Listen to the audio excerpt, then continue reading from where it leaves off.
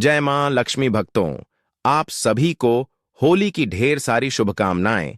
आज के इस वीडियो में 13 मार्च या फिर 14 मार्च होलिका दहन का शुभ मुहूर्त क्या है, होलिका कब मनाई जाएगी, कब खेली जाएगी और कौन से उपाय हैं जिन्हें करने से लाभ की प्राप्ति हो, ये सब हम आपको इस वीडियो में बताएंगे। वीडियो के अंत तक आपको बने रहना है।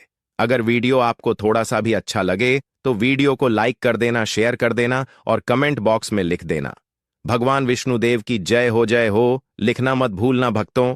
साल 2025 की होली पर तीन प्रमुख चीज एक साथ आ रही हैं। होली है, उस दिन भद्रा की जो चर्चा की जा रही है वह भी सही है। होली पर भद्रा लागू भी होती है, तो किस समय होली है, किस समय जलानी है, इस बारे में जानना आवश्यक है। तीसरा ग्रहण बताया जा रहा है। होली का दहन पूर्णिमा पर होता है, चंद्र ग्रहण भी है, उसका क्या प्रभाव रहेगा वह जानना बहुत आवश्यक है। इतना बड़ा फेस्टिवल है कि उसको कैसे मनाया जाए, कैसे पूजा की जाए और किस प्रकार से उसका दहन किया जाए, क्या सामग्री उसमें अर्पित कीजिए, ये सारी बातें जो है बहुत महत्वपूर्ण हो जाती हैं। सारी जानकारी महत्वपूर्ण है, इसीलिए तो आपको होली से संबंधित, ग्रहण से संबंधित या भाद्राजून होता है, इसका निष्कर्ष निकलता है, वह हम आपके यहां बताते हैं। तो इस प्रकार से हमारे यहां जानकारी होती है, वह सही सटीक जानकारी होती है। होली का जो दहन है वह होता है फाल्गुन मास की पूर्णिमा को। तो पहले यह जानना आवश्यक होता है कि फाल्गुन मास की पूर्णिमा किस दिन है और उसी दिन होली का दहन किस समय किया जाएगा। होली जो है वह 2 दिन का त्योहार होती है। एक दिन होलिका जलाई जाती है, होलिका दहन होता है। ये सभी लोग दिन में होलिका की पूजा करते हैं और पूजन करने के बाद रात्रि को शुभ मुहूर्त में भद्रा रहित समय में होलिका का न किया जाता है। भद्रा रहित समय अर्थात जिस समय में भद्रा नहीं होनी चाहिए, क्योंकि होली और रक्षाबंधन दोनों पर ही भद्रा का बहुत अधिक प्रभाव होता है। उनके लिए भद्रा हमेशा लागू रहती है, सदा लघु रहती है। इसीलिए आपको भद्रा समय देखकर ही आपको होलिका का दहन करना चाहिए। अगले दिन रंगों वाली होली, जिसे धूलंडी कहा जाता है, चरा कहा जाता है, अलग अलग नाम से भारतवर्ष के भिन्न भिन्न प्रति में जाना जाता है। उसे दिन रंग गुलाल आदि लगा के होली मनाई जाती है। इस प्रकार से 2 दिन का त्योहार है। आप कई बार होलिका दहन के बाद आने वाले गुरुवार को भी करते हैं और कई बार आप सोमवार को भी करते हैं। तो एक विस्तृत जानकारी है जिसके बारे में हम 4 रूप से आपको बताएंगे अगले वीडियो में। अभी हम केवल केंद्रित रहते हैं होलिका दहन पर। होली पर होलिका दहन की विशेष रूप से आपको तैयारी करनी चाहिए। सबसे पहले तो अगर हम भारतीय परंपरा की बात करें तो होली वाले दिन आपको बड़कुल की आवश्यकता होती है बट कल कहते हैं, कुछ लोग गोलियां कहते हैं, बगुला कहते हैं, अलग अलग नाम है। अलग अलग शहर में अलग अलग नाम से जाने जाते हैं। जो कि गोबर के जो बनाए जाते हैं, अलग अलग आकृतियां होती हैं, उसमें कतर चांद और हाथी कतर, इस प्रकार से एक गोल बनाया जाता है। यह सब अलग अलग आकृतियां जो है वह बनाई जाती हैं। गोबर से उनको एक माला में पिरो लिया जाता है और उनको जहां होली का आपके इलाके में पूजन किया जाता है ना, वहां पर अर्पित कर दिया जाता है। पूजन की विधि भी आपको आगे हम बताएंगे।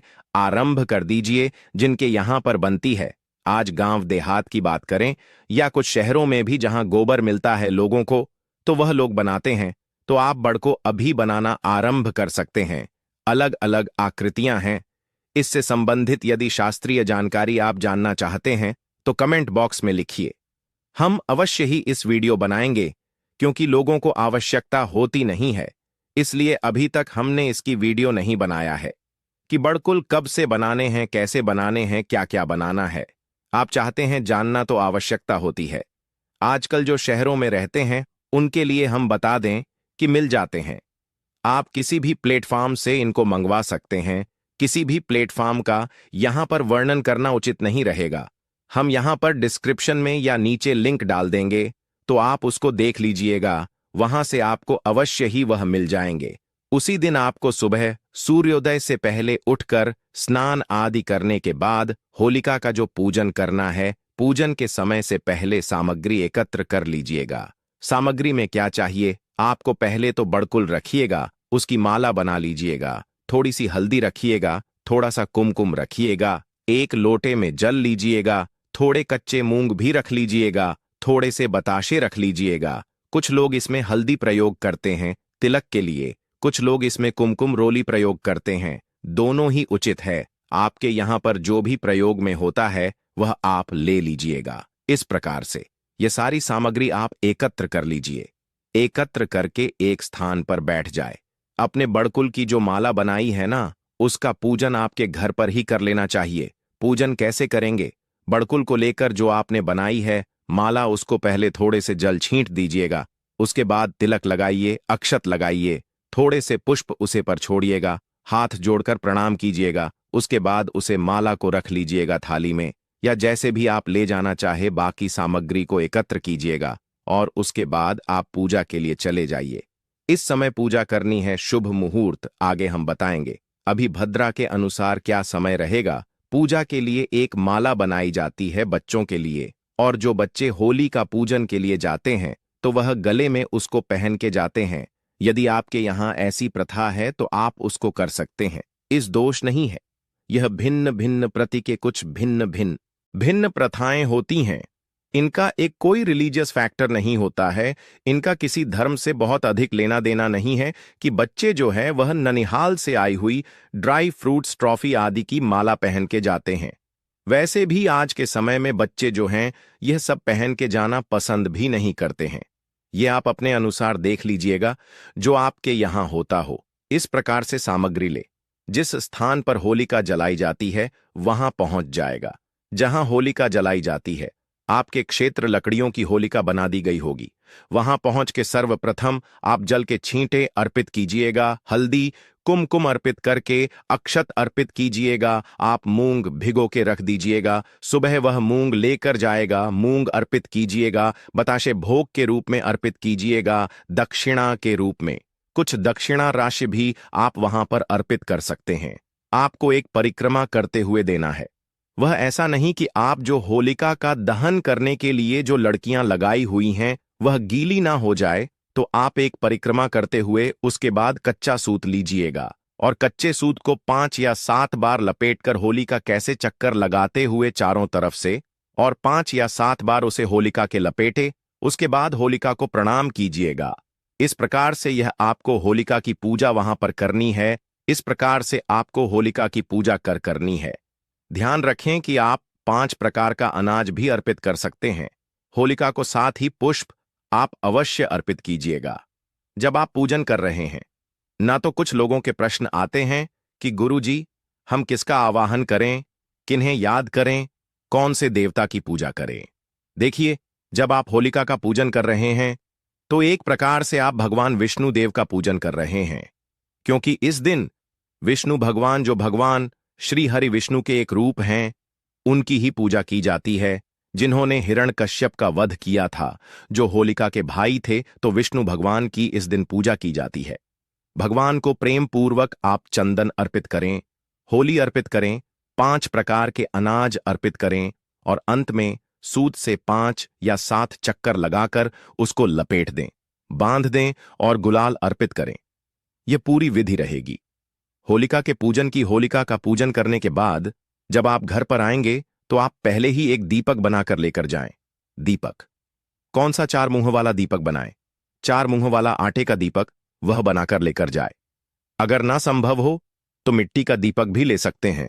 उसे दीपक में तेल भर लीजिएगा और तेल का दिया आपको अपने मुख्य द्वार, जब आप वापस आ रहे हैं तो घर में प्रवेश करने से पहले तेल का दिया आपको मुख्य द्वार पर जलाना है, प्रणाम करना है।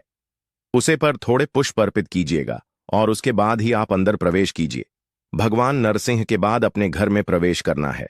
अब बात आती है कि आपने किस समय होली का दहन करना है और भद्रा का क्या फैक्टर रहेगा इसकी, और क्या सावधानियां आपको इस दिन बरतनी चाहिए। होली का जो दहन है ना, वह भद्रा रहित काल में होना चाहिए। जिस समय पर भद्रा ना हो, इस दिन जो भद्रा है ना, वह रात्रि को 11 बजे 20 मिनट पर समाप्त होने व होली वाले दिन भद्रा रात्रि को 11:26 पर समाप्त होगी। तो होली का दहन तो उसके बाद ही किया जा सकता है, उससे पहले तो होली का दहन आप नहीं करेंगे। होली वाले दिन आपको टोने टोटके, बुरी नजर आदि से बचने की बहुत सावधानी बरतनी पड़ती है, क्योंकि इस दिन लोग बहुत सारी चीज करते हैं। तो जब भी आप चौराहे से गुजरे तो सावधानी बरते कि कोई भी ऐसी चीज अगर आपको दिखाई दे तो उसे बचते हुए निकले। किसी का दिया हुआ इस दिन ना खाएं। यदि आपको किसी पर आशंका हो तो आप उससे किसी भी प्रकार की चीज ग्रहण ना करें। इस दिन आपको किसी से कर्ज आदि नहीं लेना चाहिए। धन आदि उधर नहीं लेना चाहिए, ना ही धन इस दिन आपके उधर देना चाहिए। होलिका दहन के दिन आपको शुद्धता का बहुत ध्यान रखना है, अपवित्र नहीं होना है और ब्रह्मचर्य का आपको पालन करना है। ब्रह्मचर्य का पालन करते हुए ही दिन को आप व्यतीत करेंगे। किसी प्रकार की कुसंगति में किसी प्रकार के अनैतिक कार्य आप किसी के साथ ना करें, इसका विशेष रूप से आप ध्यान रखें। होलिका दहन के दिन जब आप रात्रि को जाएंगे तो उस समय पर गेहूं की बाली यदि आपके पास हो तो ठीक है, नहीं तो वह आप कहीं से ले लें। जब रात्रि को होली का दहन करने जाते हैं तो वह गेहूं होली के आग में भूज कर लाते हैं और उसको अगले दिन प्रसाद रूप में सभी परिवार के लोगों को ग्रहण करना चाहिए। होलिका के दिन कुछ टोटके कुछ उपाय भी किए जाते हैं, वह उपायों की चर्चा कर लेते हैं। होली के दिन यदि आप भगवान हनुमान जी को चोला चढ़ाते हैं तो इससे हनुमान जी की कृपा से आपके घर की आर्थिक परेशानियां दूर होती हैं। तो किसी भी मंदिर में आप होली वाले दिन चोला अर्पित करना बहुत उत्तम फलदायी रहेगा। जब होलिका का दहन हो जाए रात्रि को तो अगले दिन प्रातःकाल आपको जाना है और होलिका दहन के बाद होलिका की जो राख है वह लेकर आनी है और उसकी एक लाल रंग के वस्त्र में फटक, श्रीयंत्र, चांदी के कुछ सिक्के और राख, इन सभी चीजों को बांधकर अपनी तिजोरी में रख दीजिएगा। फिर बताते हैं, होलिका दहन की राख लेना है, लेकिन यह सुबह सवेरे अर्थात ब्रह्म मुहूर्त के तुरंत बाद ले आनी चाहिए। ऐसा नहीं कि सुबह का सूरज निकल आया फिर आप जा रहे नहीं, अंधेरे में इसको लेकर आना है, ले आएगा। उसमें स्फटिक की माला रखिएगा, श्री यंत्र रखिएगा, चांदी के कुछ सिक्के यदि आपके पास हो तो वह रखिएगा और रात को रखिएगा। लाल रंग के वस्त्र में तिजोरी में इसको रख दीजिए, इससे आपके घर में कभी धन का संकट नहीं होगा। एक और उपाय बताते हैं कि होलिका दहन के दिन होलिका प्रज्वलित होने के बाद 11 उपलों की एक माला लीजिएगा। उपले छोटे भी हो सकते हैं। 11 उपलों की माला लीजिएगा, पान लीजिएगा, पान सुपारी लीजिएगा और नारियल लीजिएगा। इनको एक साथ होलिका को अर्पित करना है, अपनी मनोकामना ना बोलते हुए कि आपका जो भी संकट है वह इसके साथ ही खत्म हो जाएंगे। जैसे ही यह सामग्री जल के रख होगी आपकी संकट समाप्त हो जाएंगे। प्रयास कीजिए, इन सामग्री को इकट्ठा करके पहले अपने ऊपर 7 बार फेर लीजिएगा। क्या है? 11 उपलों की माला, छोटे छोटे उपलों की माला ले लीजिएगा। 5 सुपारी नारियल इनको एकत्र कर लीजिएगा और 7 बार फेरना है अपने ऊपर से और यह आपको होलिका में अर्पित कर देना है दहन के साथ। देखिए कि आपका जो संकट है जीवन के उसके साथ ही जल के राख हो जाएंगे और आपके जीवन में एक नई सुबह होगी। यह उपाय आप अवश्य करके देखिएगा, आपको लाभ होगा। एक बड़ा उपाय और बताते हैं कि होलिका दहन वाले दिन आप क्या करें। एक सूखा नारियल लीजिएगा, थोड़े काले तिल लीजिएगा, लौंग लेना और थोड़ी सी पीली सरसों है लेना, सर से वार देना, सर के ऊपर से ऐसे 7 बार, वरना और इन चीजों को आप अग्नि में डाल देना जब होलिका दहन चल रहा हो। तो इससे भी आपके जीवन की यदि किसी प्रकार का किया होगा टोना टोटका होगा, किसी प्रकार की नजर होगी या कोई भी नेगेटिव एनर्जी जो आपके ऊपर प्रभाव डाल रही होगी, वह सारे संकट दूर हो जाएंगे। मानसिक परेशानी अगर आपके जीवन में है तो वह भी इसके साथ ही राख हो जाएगी। यह उपाय भी आप होलिका दहन वाले दिन कर सकते हैं। बहुत ही महत्वपूर्ण उपाय हैं, इनको करके देखिएगा, आपको लाभ प्राप्त होगा। अब बात करते हैं कि भद्रा का क्या प्रभाव है होलिका पर और होलिका दहन किस दिन किया जाएगा, कब किया जाएगा, ग्रहण है या नहीं है। तो ग्रहण जो बताया जा रहा है उसका क्या प्रभाव और समय रहेगा कि होली का जो दहन है ना वह मनाया जा रहा है 13 फरवरी को। कारण क्या है कि इस दिन पूर्णिमा तिथि तो देर से आएगी, 1035 पर पूर्णिमा तिथि आ रही है इस दिन, जो कि सूर्य के मुख से तो बिल्कुल भी नहीं है, परंतु होलिका दहन जो है ना वह रात्रि को होता है और रात्रि को पूर्णिमा का होना आवश्यक होता है। अब 14 तारीख को सूर्य के मुख से तो पूर्णिमा है परंतु रात्रि को नहीं रहेगी। 13 तारीख को होली का दहन मनाया जाएगा। 13 की रात्रि को आरंभ हो रही है सुबह 10:35 से और रात्रि को चली 10:35 से। सुबह आरंभ होगी और 12 बजे 2 मिनट तक रहेगी। यह सिंह की भद्रा है। अर्थात यह जो भद्रा है यह मृत्यु लोक पर इसका प्रभाव रहेगा, इसका वास रहेगा। पृथ्वी पर आपको इसको मानना ही पड़ेगा। इसमें आप होलिका का दहन नहीं कर सकती। आपको होलिका का दहन करना है रात्रि को 2:30 अर्थात 1:29 के बाद। यह तो हो गई भद्रा की बात की भद्रा है और बहुत ही सीरियस भद्रा रहा है, सिंह की भद्रा है तो पृथ्वी पर वास है, इसीलिए भद्रा को आपको मानना होगा। अब दूसरी बात आती है ग्रहण की। ग्रहण का क्या है? देखिए, इस साल का जो पहला चंद्र ग्रहण है ना, वह फाल्गुन पूर्णिमा को ही लग रहा है। फाल्गुन पूर्णिमा जी, पर होली होती है तो फाल्गुन पूर्णिमा के दिन ही ग्रहण रहेगा। साल का जो पहला ग्रहण है यह है चंद्र ग्रहण और यह लग रहा है 14 मार्च को। समय रहेगा सुबह 10 बजे से और दोपहर को 2 बजे तक। ऐसे में क्योंकि जो ग्रहण है वह 14 मार्च को है और हम होली का दहन कर रहे हैं 13 मार्च, इसीलिए होलिका दहन पर इस ग्रहण का बहुत प्रभाव नहीं रहने वाला है। तो यह भी जानकारी होलिका के बारे में। तो चलिए अब जान लेते हैं कि होली जलाने का शुभ मुहूर्त क्या है, किस समय पर होली दहन किया जाएगा। साल 2025 में होली का पर्व 13 और 14 मार्च को मनाया जाएगा। होली का दहन 13 मार्च 2025 गुरुवार की रात को होगा, जबकि रंगों वाली होली 14 मार्च 2025 शुक्रवार को मना जाएगी। होली का दहन का शुभ मुहूर्त तिथि 13 मार्च 2025, समय रात 11:26 से 12:03 तक, लगभग 1 घंटा 4 मिनट।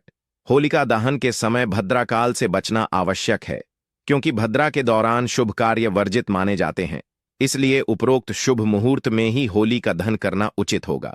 रंगों की होली, जिसे धुलेदी भी कहा जाता है, 14 मार्च 2025 को हर्षोल्लास के साथ मनाई जाएगी।